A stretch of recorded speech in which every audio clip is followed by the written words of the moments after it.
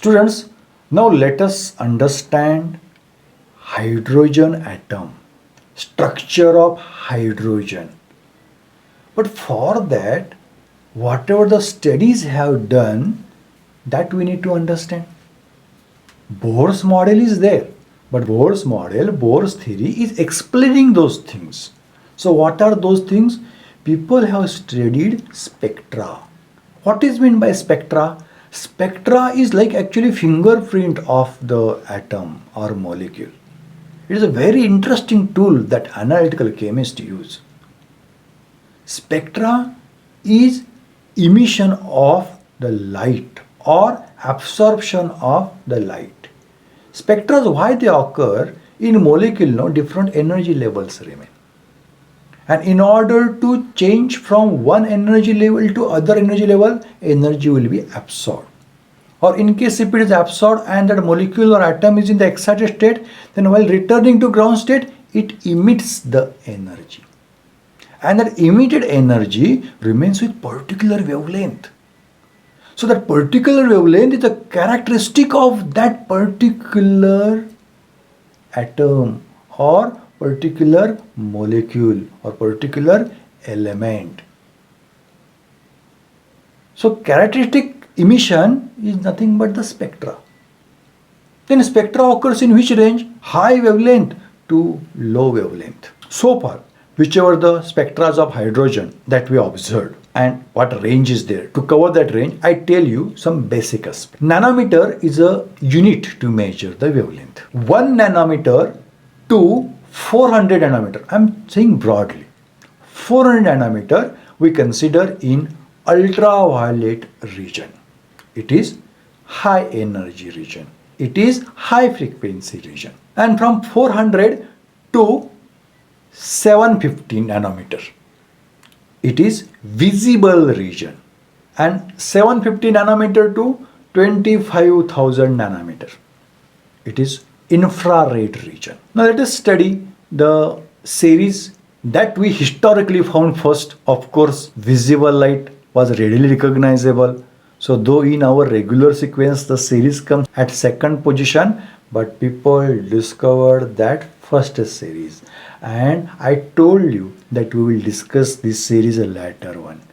Yes, what is the name of that scientist who discovered the spectra, who discovered the lines in 1885. Afterwards, Rydberg had given the explanation for the observed spectra. Yes, the name of scientist is John Balmer. It occurs in ultraviolet and visible region. How it occurs? It occurs due to return of electron from higher orbits to second orbit.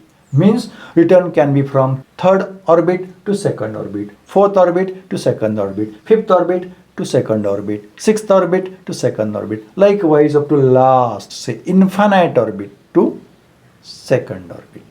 So all those lines will come in Balmer series. Now among these, which transition will be of low energy? Where will be low energy gap? Low energy gap, emitted wave will be of low energy. So where? Yes, from third level to second level is a lowest energy spectrum, lowest energy line.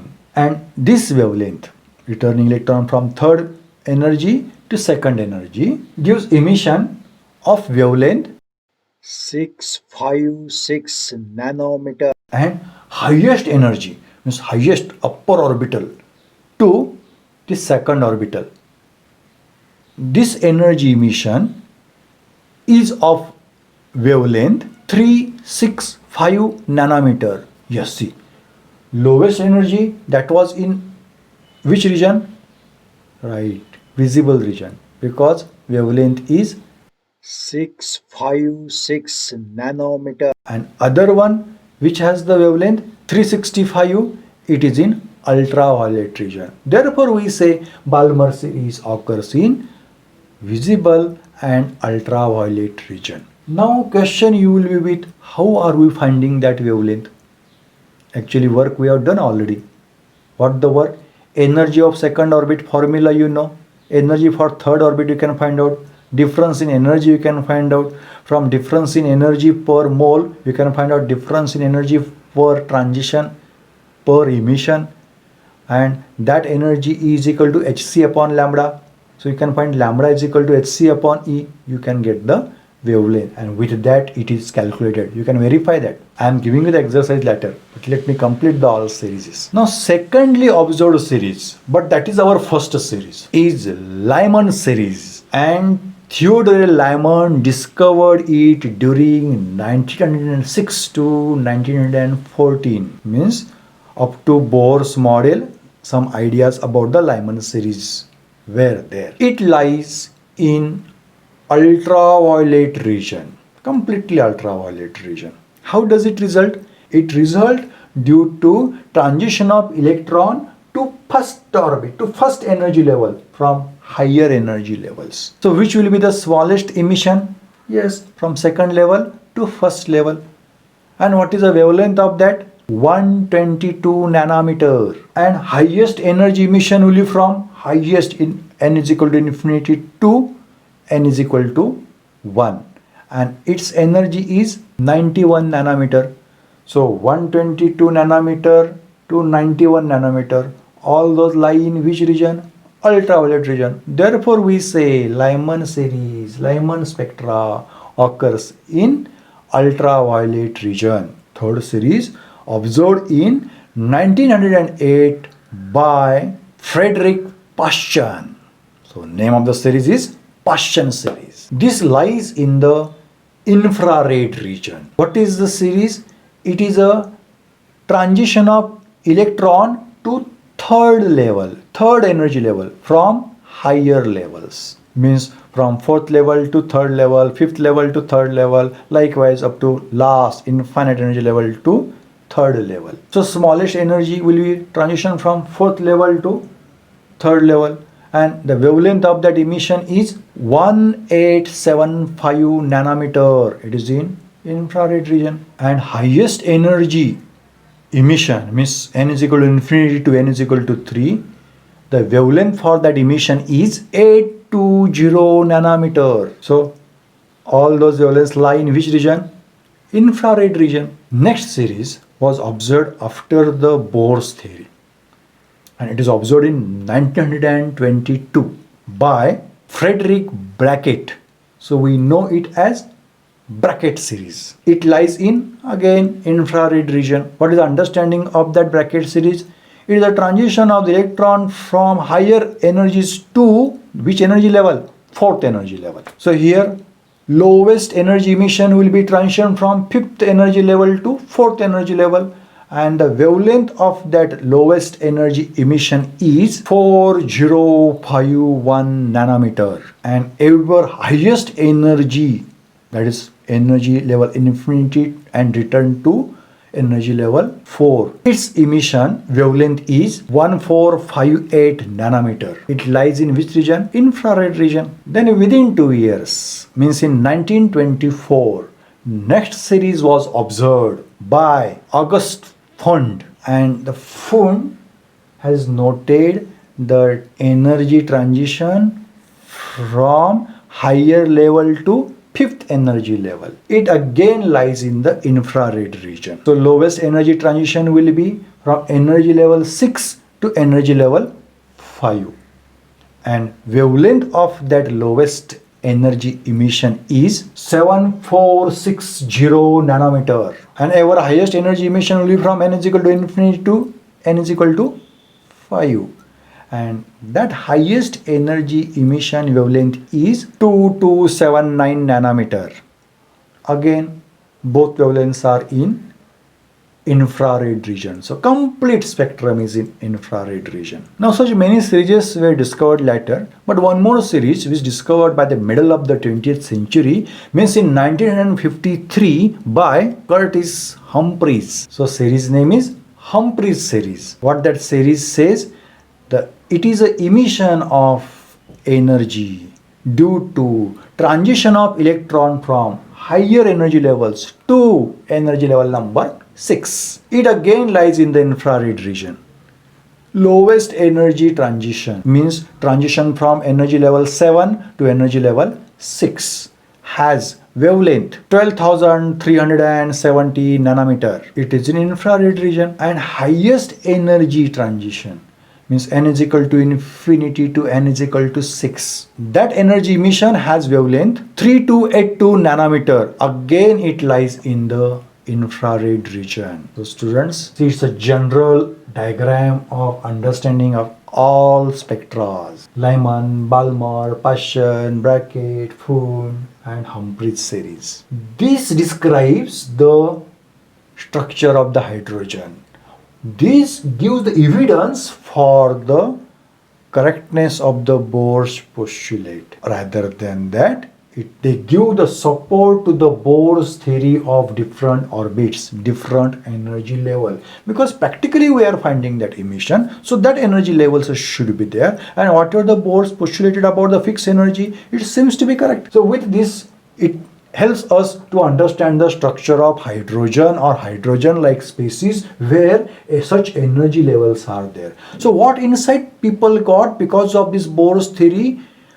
Already Rutherford said nucleus is at the center. Because of Bohr, we come to know electron has a fixed energy and their different shells are there, different energy levels are there, different orbits are there, and their energy is fixed. It is the idea given by Bohr, and that we have validated. So with this, understanding of the hydrogen becomes more clear.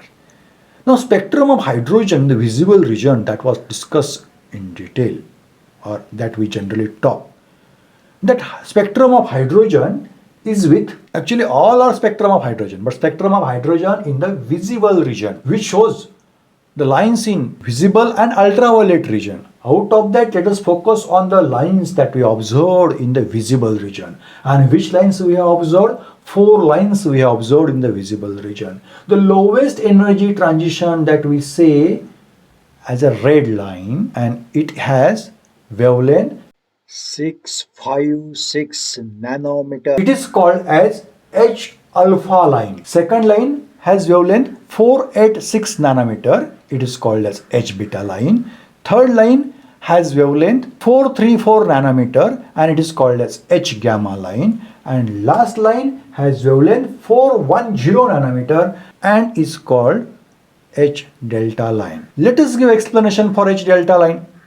H delta line in Balmer series means return of electron to second energy level. So electron returning from which level to which level in H delta line? It is a fourth line. In first line 3 to 2, second line 4 to 2, third line 5 to 2, fourth line 6 to 2. So energy level 6 to energy level 2. So let us work. What is the energy of sixth orbit in hydrogen? Already we have worked. The energy is minus 36 kilojoule per mole. And where will that electron return? Electron will return to second orbit. And what is the energy of electron in the second orbit? Minus 328 kilojoule per mole. Find difference of these energies. You will get a energy of emission in kilojoule per mole. But we want it in terms of what? Joule. And not per mole, per atom or per transition. What is the energy gap for H delta line? Yes, E in modulus means I will take positive value of the difference. Difference between minus 328 kilojoule per mole and minus 36 kilojoule per mole. What is the answer? Right. 292 kilojoule per mole is the energy gap. If I need to find it in terms of joule, then what will I do? I will multiply by 1000. Why for? To remove K, to remove kilo. And to remove per mole, I should divide by per mole. What is per mole number? Right, Avogadro's number 6.022 into 10 raised to 23. So finally, what will be the answer for energy in joule? 4.849 into 10 raised to minus 19. Now, next task is to find wavelength of emission. What is the formula to find wavelength? Lambda is equal to hc upon E. What is h? Planck's constant, 6.626 into 10 raised to minus 34 joule second. What is c? Speed of light, 3 into 10 raised to 8 meter per second. What is the value of energy that we just found? Right, 4.849 into 10 raised to minus 19 joule. Yes, substitute. Then you will get answer 410 nanometer. Yes, it is a wavelength of H delta line. See students, here I am representing the entities with their unit. Why? For how unit get cancelled or how final unit came, that you will understand. See here, the wavelength unit is nanometer. Nano means 10 raised to minus 9. And 410 is a sizable number. So I am representing it in that pattern. So students, with the help of this all series A's, we understood the spectra of hydrogen. We understood the structure of hydrogen. We understood the energies within the hydrogen and hydrogen-like atoms or species. And that has given a good insight to the people. And that was explained the practical observations. Whatever these series are there, those are practically observed. Bohr's theory is a model. Bohr's theory is a tool by which we are explaining that practical observations. So structure of hydrogen is now clear, different energy levels. And spectra of hydrogen also is clear to us. But this model suffers to the drawbacks. So students, now I give the exercise to you. What you need to do? You have to verify the lowest energy transition for each series. Lyman series, Balmer series, paschen series, brackett series, pfund series and humphrey series, all series. Lowest energy emission is wavelength and highest energy and its wavelength. I told you in the video. I have given you the answer, but what is your role? You have to verify, and what you have to do after verification, you have to put in the comment box, yes, verified lowest and highest energy transition wavelength for all series, all 6 series. Likewise, after completion of task, you have to put in the comment box. It is your first exercise. And second exercise is, you have to verify H beta and H gamma line that you observed in hydrogen spectra, which is in visible region, and their wavelengths. So second exercise, when you do, you have to put the comment, verified the wavelength of H beta and H gamma line observed in hydrogen spectra. This Bohr's model now is clear to us, but this Bohr's model suffers through limitations. So what are the limitations of this Bohr's model? That we'll see in next part.